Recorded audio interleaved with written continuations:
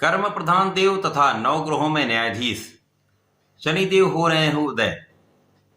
17 मार्च से शनिदेव अपनी वर्तमान राशि जहां पर ये गोचर कर रहे हैं अपनी मूल त्रिकोण राशि कुंभ राशि में उदय अवस्था में आएंगे। जब शनिदेव उदय अवस्था में आएंगे तो अपने संपूर्ण बल के साथ सामर्थ्य के साथ समस्त राशियों को एक सकारात्मक परिणाम की प्राप्ति कराने जा रहे हैं। जय श्री गणेश, नमस्कार। मैं आचार्य संजय द्विवेदी। मेरे समस्त प्रबुद्ध दर्शकों का मेरे चैनल पर हार्दिक स्वागत है। आज मैं शनिदेव के उदय अवस्था के प्रभाव को लेकर आपके सम्मुख उपस्थित हूं।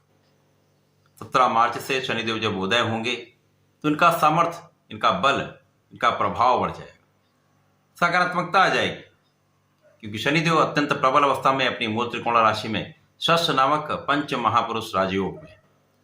ये एक ऐसा राजयोग है जो समस्त सुखों की प्राप्ति कराता है। क्योंकि नवग्रहों में शनिदेव ही एकमात्र ऐसे ग्रह हैं जिनका समस्त राशियों पर प्रत्यक्ष या अप्रत्यक्ष प्रभाव पड़ता ही है। वर्तमान समय में शनिदेव 5 राशियों पर अपना प्रत्यक्ष प्रभाव डाल रहे हैं, जहां पर वर्तमान समय में मकर, कुंभ तथा मीन राशि शनिदेव के साथ 7.5 के प्रभाव में है तथा कर्क और वृश्चिक राशि शनिदेव के ढैया के प्रभाव में। अन्य राशियों पर अप्रत्यक्ष प्रभाव है, चाहे वो दशा का प्रभाव हो, अंतर्दशा का प्रभाव है या गोचर के प्रभाव पे वो राशियां हैं।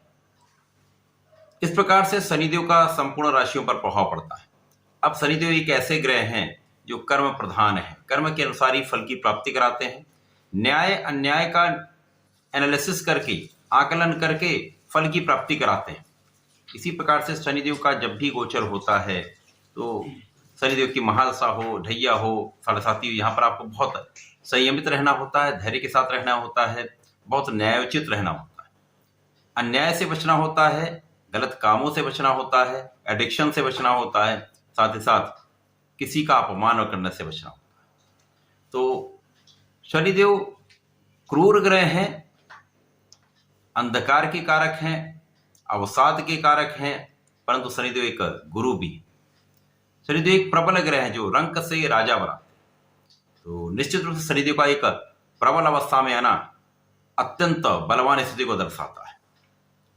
परंतु ये अलग अलग राशियों के लिए अलग अलग स्थानों पर ये प्रभाव मिलेगा, जिसके कारण उसी प्रकार की फल की प्राप्ति होने वाली।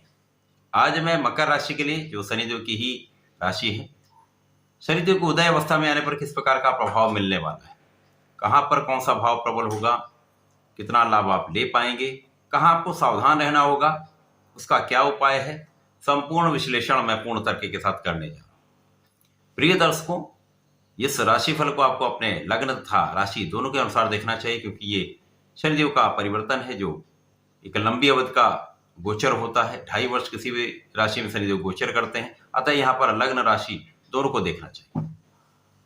मकर राशि के लिए स्वयं लग्न के स्वामी है तथा धन के स्वामी होकर इनका धन भाव में ही गोचर हो रहा है, जो महालाभ की स्थिति दर्शा रहा है। क्योंकि शनिदेव जिस भाव में होते हैं, यदि ये प्रबल अवस्था में आते हैं तो उस भाव की वृद्धि हो जाती है, तो आपका धन भाव कई गुना बढ़ने वाला है।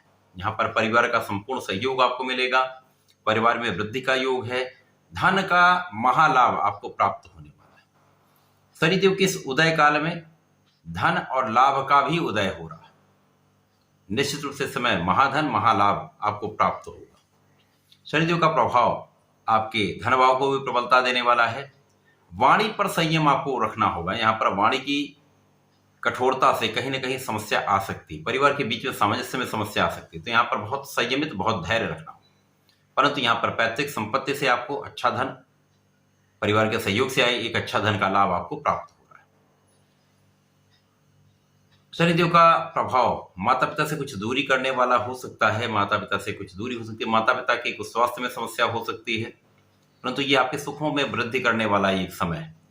सुख साधन बढ़ेंगे, लोगों का सहयोग भी प्राप्त होगा, लोगों के बीच में आपका एक अच्छी इमेज यहाँ पर बनने वाली। यदि आप संपूर्ण रूप से परिश्रम करते रहते हैं, अपना कार्य सही समय पर सही ढंग से करते हैं, तो अपने कार्य क्षेत्र में भी बहुत अच्छा आप करने वाले हैं, लाभ लेने वाले हैं। अपने व्यापार में भी आप प्रगति करने वाले हैं, जिससे धन की वृद्धि तो निश्चित होने।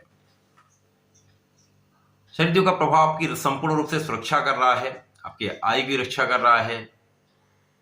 अभी इसके पहले जब शनिदेव अस्त अवस्था में थे तो कहीं ना कहीं कुछ समस्याएं, शारीरिक समस्याएं, मानसिक समस्याएं बढ़ गई थी, परंतु अब शनिदेव का प्रभाव आपको संपूर्ण रूप से स्वस्थ करने वाला है। स्वास्थ्य समस्याएं कम से कम होंगी, तो आपका ज्ञान बढ़ेगा, आपका अध्यात्म बढ़ेगा, पूजा पाठ में आपका मन लगेगा। यदि आप किसी विषय का अध्ययन करना चाह रहे हैं, कुछ गूढ़ रहस्य का विज्ञान हो या ज्ञान हो, इस प्रकार के विषय में आप रुचि रखते हैं, तो आपका ज्ञान बढ़ सकता है।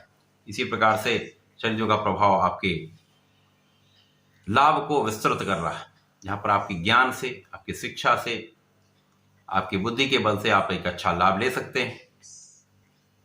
आपके संतान का पक्ष बलवान होगा, संतान से आपको संपूर्ण सुख भी मिलेगा, संतान से आपको लाभ भी मिलेगा।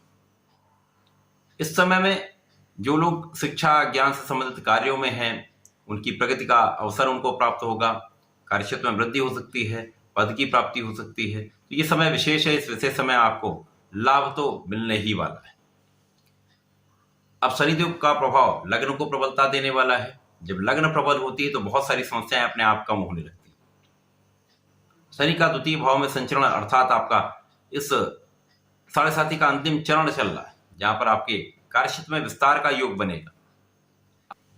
इसका ये अर्थ है कि आपकी लग्न अत्यंत प्रबल है, जिसके कारण आपका शारीरिक भाव भी प्रबल होगा, आप अपना संपूर्ण परिश्रम कर पाएंगे।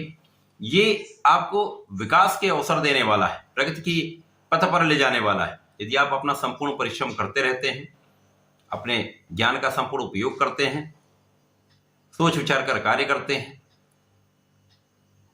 साहस के साथ कोई कार्य करते हैं, निर्णय लेने में डरते नहीं है, तो ये समय आपको विशेष लाभ देने वाला है, आपको आगे बढ़ाने वाला है, अवसरों की प्राप्ति कराने वाला है। परंतु आपको किसी प्रकार से आलस्य से बचना होगा। आलस्य के कारण आप अपने कामों में डिले कर सकते हैं, ये डिले समस्या का कारण बन सकता है। तो कुछ चीजों में आपको सावधानी रखनी पड़ेगी। यदि आप अपनी वाणी पर नियंत्रण रखते हैं, अपने शारीरिक भाव पर नियंत्रण रखते हैं, आलस्य पर नियंत्रण रखते हैं, फिट रहते हैं, योगा करते हैं, प्राणायाम करते हैं, एक्सरसाइज करते हैं, तो ये समय आपको आगे बढ़ाने वाला है, जीवन के समस्त सुखों की प्राप्ति कराने वाला है। तो इस समय का आपको लाभ लेना भी चाहिए।